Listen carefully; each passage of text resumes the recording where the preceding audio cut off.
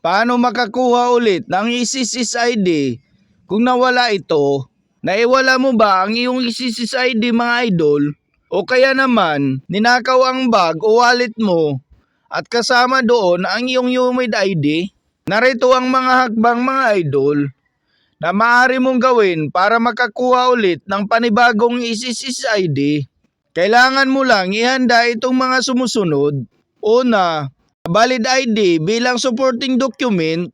Pwede itong passport, driver's license, school ID, PRC license, at postal ID o kahit anong government issued ID.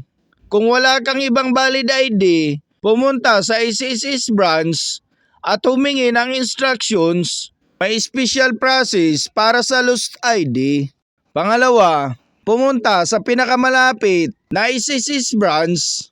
Mag-fill out ng SSS form E6 o request for replacement of SSS ID card.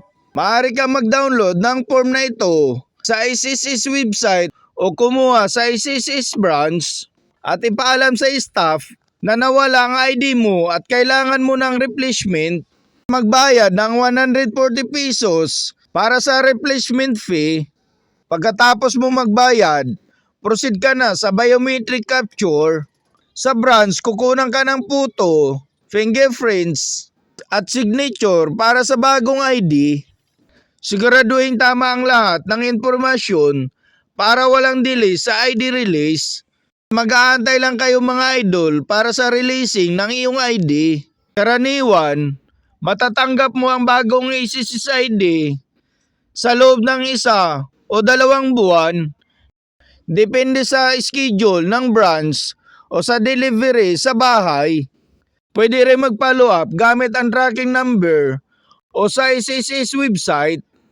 Take note mga idol, para sa normal replacement ng nawalang ID, hindi na kailangan ng affidavit of loss.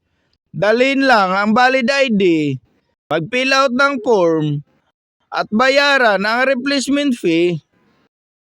Kung gusto nyo ng mga tips and updates na kagaya nito, subscribe for more.